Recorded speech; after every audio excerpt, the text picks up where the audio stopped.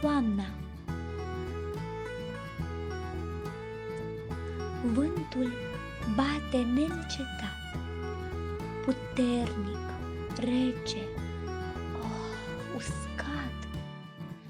Frunzele a colorat și apoi le-a scuturat.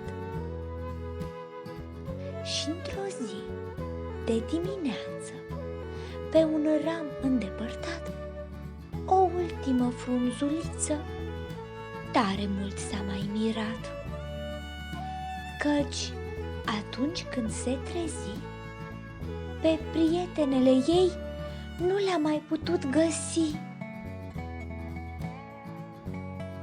Le-a strigat, le-a căutat, până când, din depărtare, văzu o frunză în zare.